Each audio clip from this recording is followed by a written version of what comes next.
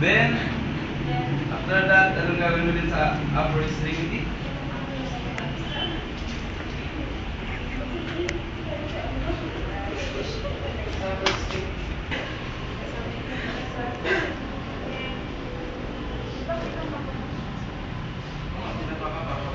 Yung motor at accessory.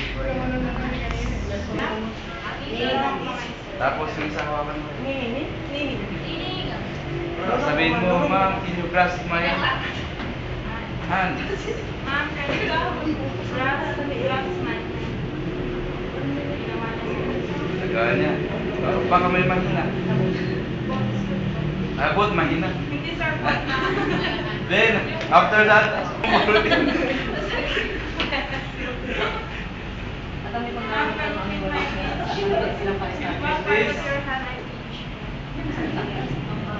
Ma'am, can you fit my reach? What part of your hand I reach?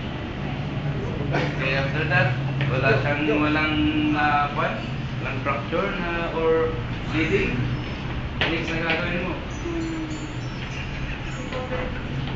Sige, actually recovery position mo. Wala sa injury na. Ay, wala. Hindi, lagay mo dito sa may cheek pag kung wala. Then sa cheek, din cheek naman. Tapos yung atong pwede.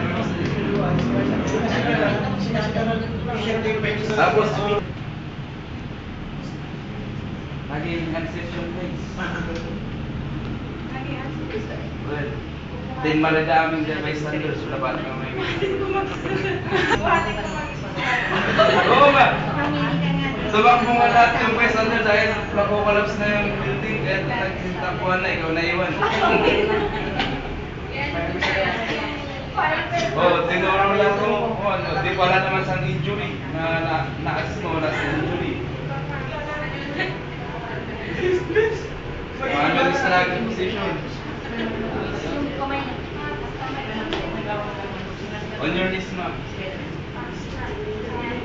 So, anong ba? Marami yung